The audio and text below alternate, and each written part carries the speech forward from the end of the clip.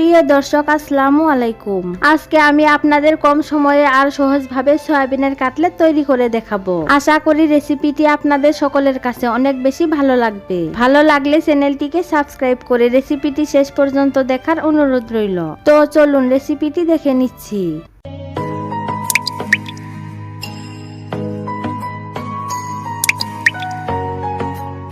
রেসিপিটি তৈরি করার জন্য প্রথমে একটি কড়াইয়ে আগে থেকে পানি গরম হতে দিয়েছি। পানিগুলো কিছুটা গরম হলে দিয়ে দিচ্ছি 1.5 কাপ পরিমাণ সয়াবিন।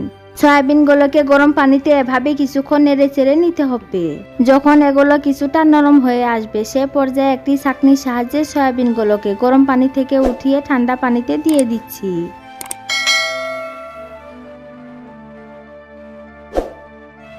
এখন সয়াবিনগুলোকে ভালোভাবে ওয়াশ করে হাত দিয়ে এভাবে চেপে চেপে এক্সট্রা পানি বের করে নিতে হবে এবং অন্য একটি বাটিতে রাখতে হবে। একইভাবে সবগুলো সয়াবিন থেকে ভালোভাবে এক্সট্রা পানি বের করে নিতে হবে। আমি সবগুলো সয়াবিন থেকে ভালোভাবে এক্সট্রা পানি বের করে নিয়েছি। এবার এগুলোকে একটি মিক্সির জারে দিয়ে দিচ্ছি। পানি ছাড়া আমি সয়াবিনগুলোকে মিক্সিতে ব্লেন্ড করে নেব। দেখুন আমি সয়াবিনগুলোকে এরকম পেস্ট করে নিয়েছি।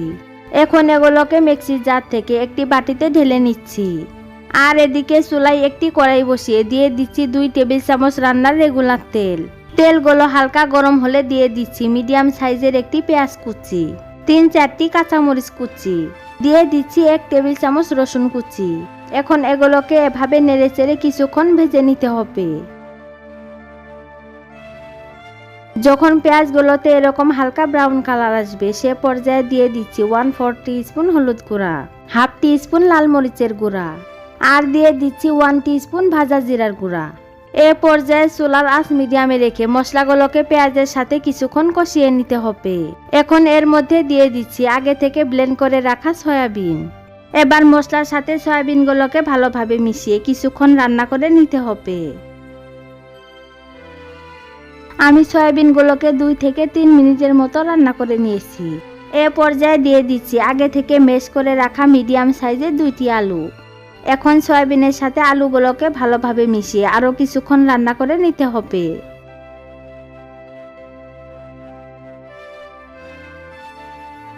এ পর্যায়ে দিয়ে দিচ্ছি স্বাদমতো লবণ। এখন সবকিছুর সাথে লবণটাকেও ভালোভাবে মিশিয়ে নিতে হবে। সয়াবিনের এই পুরগুলোকে রান্না করার সময় চুলার আঁচ মিডিয়ামে রেখে এগুলোকে রান্না করে নিতে হবে।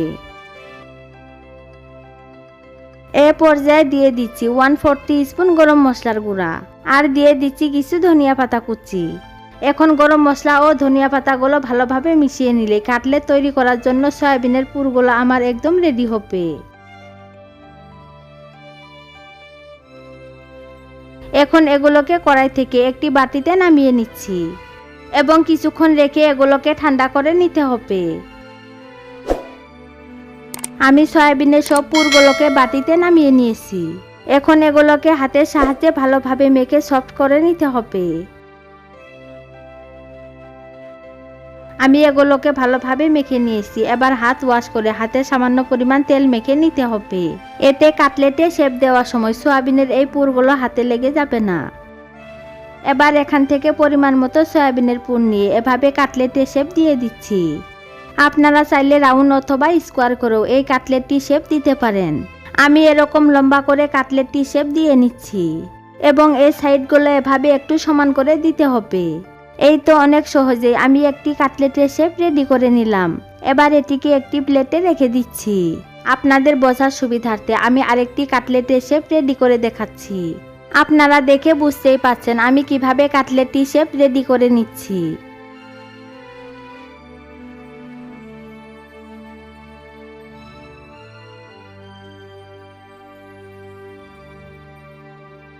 দেখতেই পাচ্ছেন আমি আরেকটি কাটলেটের শেপ রেডি করে নিয়েছি। এবার এটিকে প্লেটে রেখে দিচ্ছি। আর একইভাবে আমি সবগুলোকে রেডি করে নিয়েছি।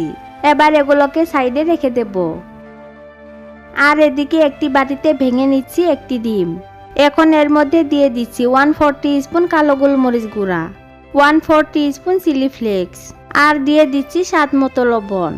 এখন এই সব কিছুকে ডিমের সাথে ভালোভাবে মিশিয়ে ডিমটাকে ভালোভাবে ফেটিয়ে নিতে হবে। ডিমটাকে এমন ভাবে ফেটিয়ে নিতে হবে যাতে ডিমে কোনো প্রকার লাম্পস না থাকে। আর এদিকে কাটলেটগুলোকে ভাজার জন্য চুলায় একটি প্যান বসিয়ে পর্যাপ্ত পরিমাণে সয়াবিন তেল ঢেলে দিচ্ছি। আর চুলার আঁচ মিডিয়ামে রেখে তেলগুলোকে গরম করে নিতে হবে। এখন একটি কাটলেটের শেপ নিয়ে ডিমের ব্যাটারে ভালোভাবে ডিপ করে নিতে হবে। কাটলেটটিকে ডিমের ব্যাটারে ভালোভাবে ডিপ করা হলে গরম তেলে দিয়ে দিচ্ছি। আর একইভাবে বাকি কাটলেটগুলোকে ডিমের ব্যাটারে ভালোভাবে ডিপ করে গরম তেলে দিতে হবে।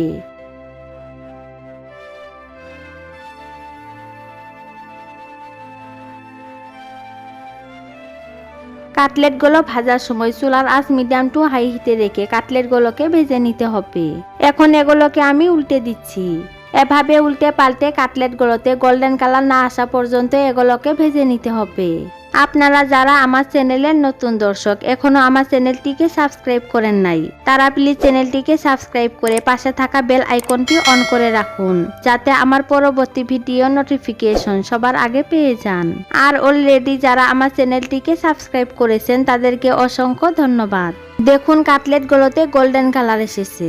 এখন একটি ছাঁকনির সাহায্যে ভালোভাবে তেল ঝরিয়ে সার্ভিং ডিশে তুলে নিচ্ছি এবং আপনাদের গরম গরম সার্ভ করে দেখাচ্ছি। আপনারা দেখে বুঝতেই পারছেন কাটলেটগুলো দেখতে মাশাআল্লাহ কতটা লোভনীয় হয়েছে। কাটলেটগুলো দেখতে যতটা লোভনীয় হয়েছে খেতেও হয়েছে অসম্ভব টেস্টি। আপনারা বাসায় একবার হলেও এই রেসিপিটি ট্রাই করবেন আর কেমন লেগেছে অবশ্যই কমেন্ট সেকশনে জানিয়ে দেবেন। একটি কাটলেট আমি আপনাদের ভেঙে দেখাচ্ছি। দেখতেই পাচ্ছেন কাটলেটটি কতটা পারফেক্ট হয়েছে।